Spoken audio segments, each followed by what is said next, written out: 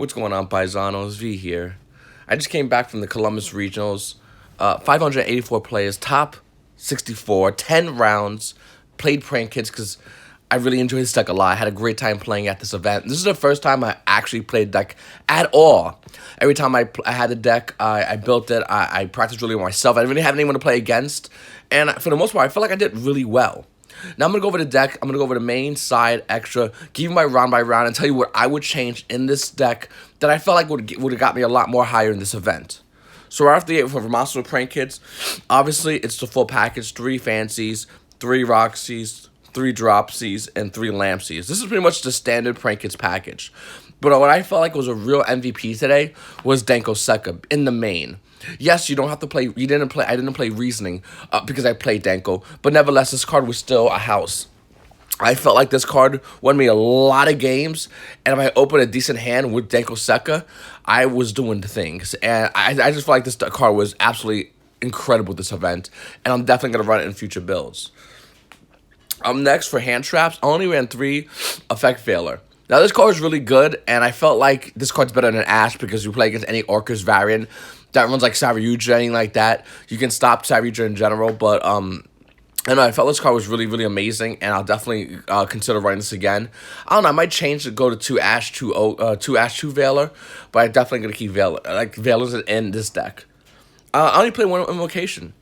I'm not a big fan of this card. I don't like this card at all in this deck. I think this card's terrible. I know we don't have many choices besides like Polymerization and Pandemonium, but I feel like this card was, I mean, it did what it's supposed to do, but I just didn't want to open multiple copies of this card. I didn't even want to open this card at any time throughout the event. I'd rather open up Polymerization. So I'm not too big on this card, to be honest with you. I might be taking this card off for the field spell. Also, 2 Call by the Graves. I was testing out this event. I ran 42 cards. Call by the Grave definitely was a decent card. I don't know if I'm going to run it in the future. I'm sure I'm going to side it. This card I'm still going to test with. I like Call by the Grave. I really would like to run it at 3 or none, but I had a 40 card deck, and this is my extra 2 cards. And for the most part, it did what it's supposed to do. I wasn't really upset with it. Then I ran 2 Pod Desires. I know we're seeing some builds run 3 Pod Desires, which can be brick. Some builds run 1 Pod Desires. At that point, you're really going to see it. I think 2 is a perfect ratio, and for the most part, there were times where I got rid of it off Roxy's because I didn't need to use it.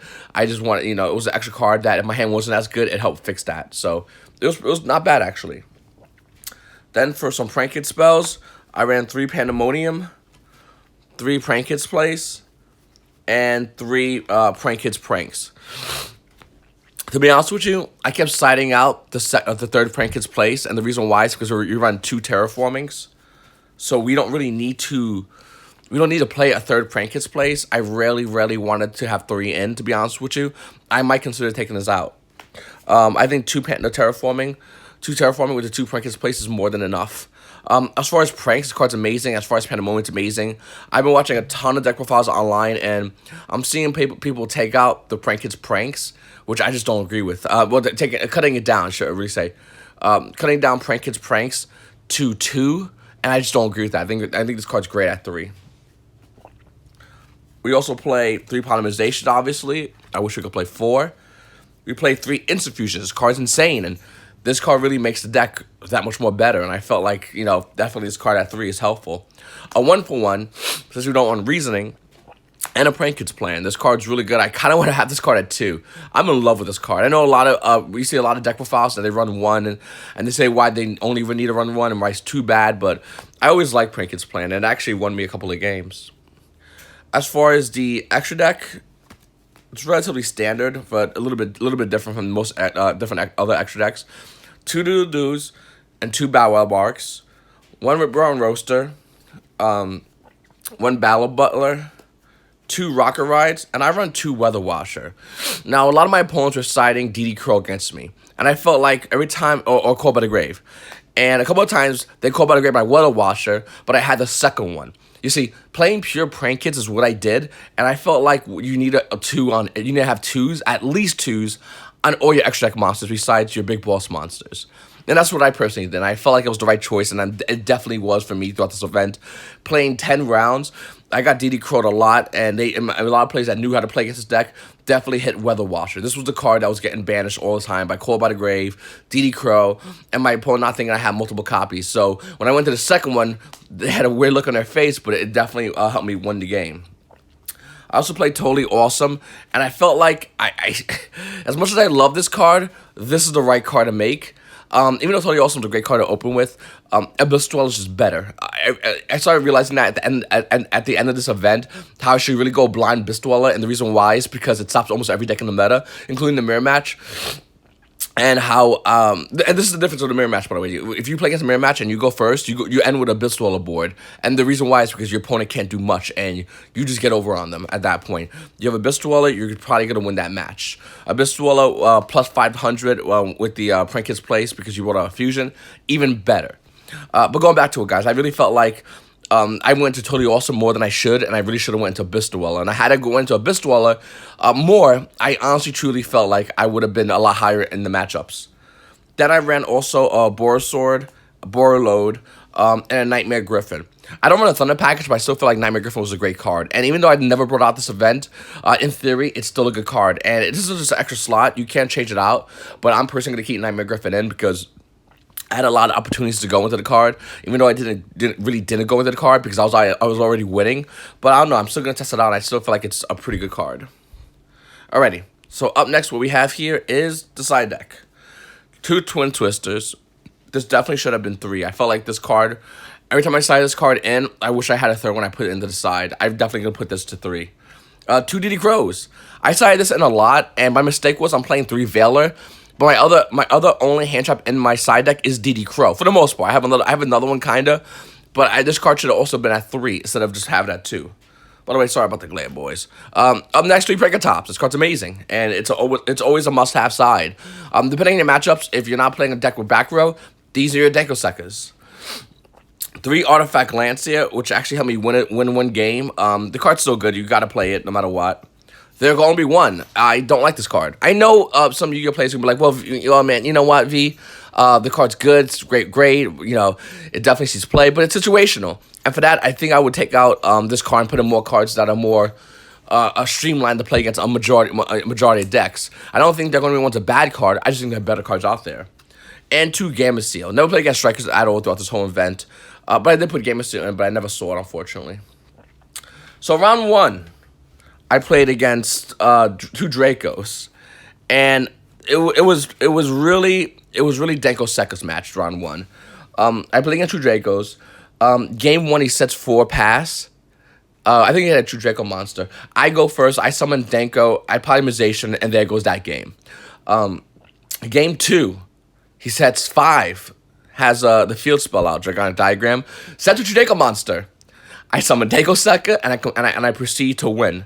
And if anyone doesn't know how to really get through that matchup, one of the best ways to get through that matchup is when you go Weather Washer and you go Rip Roar and Roaster. So what you do is you attack first with Rip Roar and Roaster, and then you declare an attack with Weather Washer. And when you declare your attack with Weather Washer, you activate your effect of Rip Roar and Roaster. They can't activate none of their effects. They just stand there and watch as their whole board gets nuked. It's exactly what I did. Round 2, played against Salamangreats. We went to game 3. A lot of my matches went to game 3. I felt like my inexperience with this deck definitely came into a factor. I felt like once again, playing this event and moving forward, playing this deck, I think that I'll do a lot better being the fact that I know more of the correct plays, and I'm definitely going to be adding more cards in, which I'll tell you about at the end of the video. But round 2, I played against Salamangreat, and when I mean, I don't know if there's a ruling on this, but he kept reading every single one of my cards multiple times. Kept reading my cards, burning the clock. When I mean reading the cards, I mean this guy was reading it like it was a novel. I mean, he had a lot of text, but multiple times reading my cards as he kept looking at the clock. We go into game 3, and in game 3, he plays a Salamangreat monster to gain 2,000 life points. He went first. We had about 2 minutes on the clock. I said I have no hand shots, make all your plays so I can play. And he kept asking me if my effects would resolve. Is that going to resolve? Is it good? Is it good? It's good. I have nothing. Please go. You have 2 minutes. Please. And unfortunately, he burned those 2 minutes really easily by just going activate response. Let me just look at my graveyard real quickly. Let me just make sure my graveyard that I made Let me make sure it's a graveyard. Yep. You got 5 in your hand, right? Okay.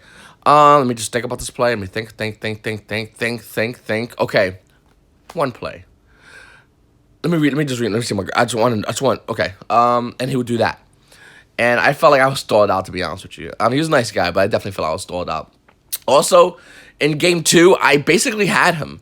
I go draw phase, standby phase, main phase. He goes, okay. And then after he says okay, he agrees into going the main phase. He goes, let me check my back row. My own back row that I set. Let me read it. Let me read this back row, okay? I'm going to read the back row. I don't know what my deck does. I'm dumb. Looks up and goes, during your standby, and I go, you just agreed to main phase. Mind you, in my hand, I had Denko Seka. I had the whole setup going against him. And I was about to wash him. He had the Solomon Great Roar. He's going to pop my current field, making it harder for Denko Seka to really resolve with effects. Yeah, it definitely cost me a game. It was definitely something, once again, when you agree to go to phases and then you renege on that, it just, I let it go. I really should have. This would have been a win for me, 100%. I had him dead to rights, and I just let it go. This is definitely me being more casual. Once again, I already had my invite, got a couple of times already, so I was definitely being a lot more casual. But if I was more aggressive, I think I would have had this game. Absolutely. Round 3 versus Paleo Frogs. Did I mention how Denko Seka wins against that matchup like super easily? Super duper easily. Game 1 it was a pretty clean win. Game 2, I just summoned Denko, and I'm like, sorry about that back row, but I'm gonna go ahead and just win this game real quick. No big deal. Round 4, played against Danger Orcus. This is the first time throughout the event I actually bricked. I bricked in game 3. And unfortunately, with this deck playing at 42 cards, I felt like it was not the right number. I felt prank hits needed to be 40.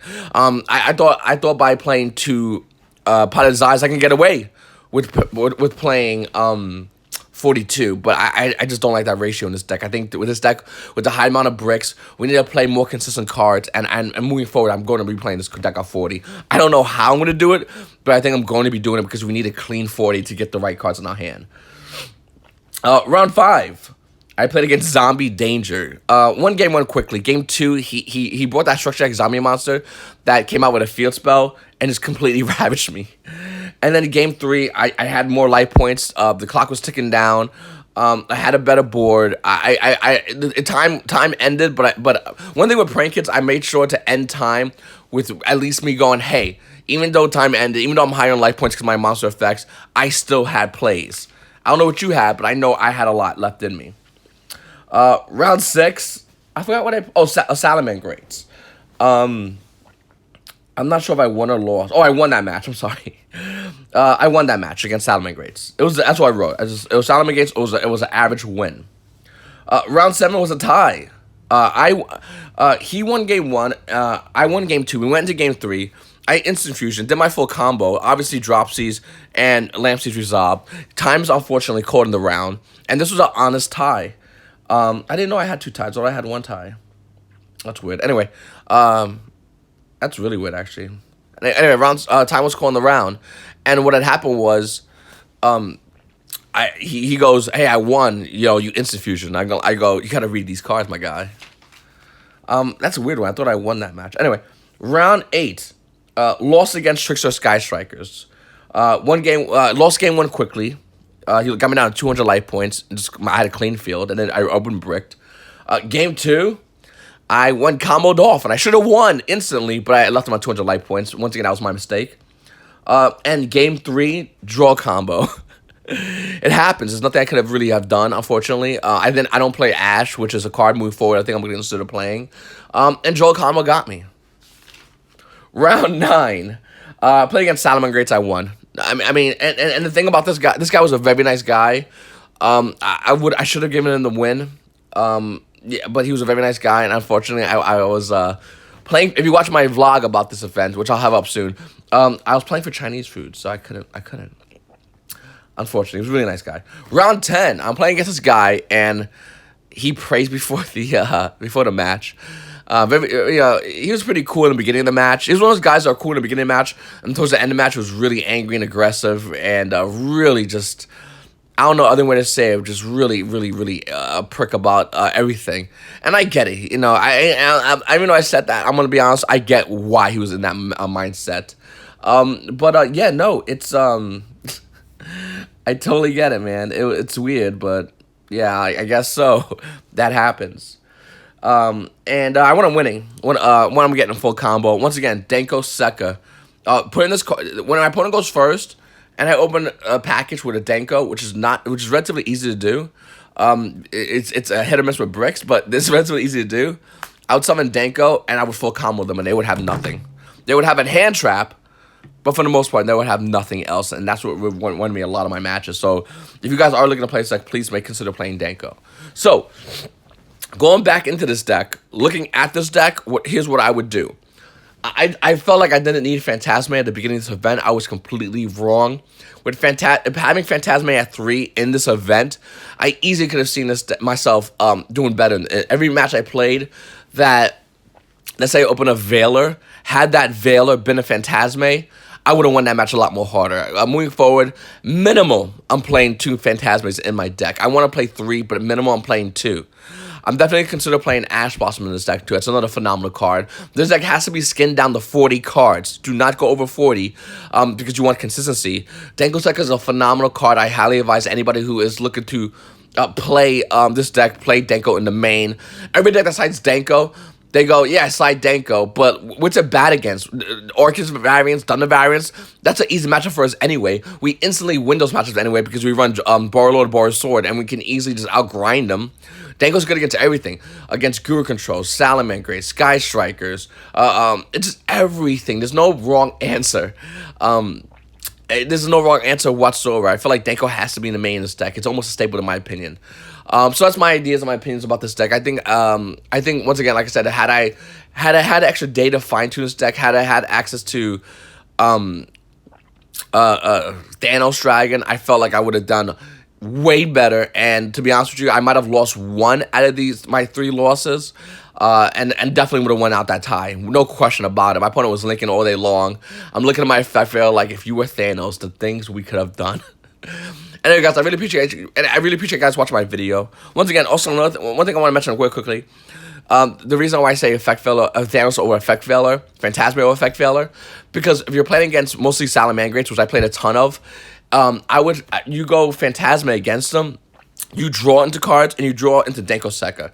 They can do their full combo. It doesn't matter if you get a Denko Sekka. It really doesn't matter whatsoever. You get a Denko Sekka, you get your combo over here in your hand, the game's gonna end. And there's nothing they can do about it because they don't maintain that many hand traps besides Effect Failure and Ash. And let's be honest with you, most Prank Kid decks, most Prank Kid players, look at those cards like it's not a big deal. I will eat an Ash and still continue winning the event. And that's what I felt like what was happening throughout this event with a lot of these players I played against. So once again, guys, I really appreciate you guys watching my video. Thank you so much. Please make sure to like, subscribe, comment. And if you have any questions, please comment them down below. I'd love to answer. I talked to Jonathan Gockenauer, and one, he's not playing this deck anymore. 2, he was never a big fan of this card. I'm telling you right now, this card is a game changer. I don't like the Thunder Dragon package. I'm gonna emphasize by saying that I have the whole package. I just don't think it's as good as pure and currently in the meta right now. Anyway, guys, once again, please make sure to subscribe, like the video. And you paisanos have a great day.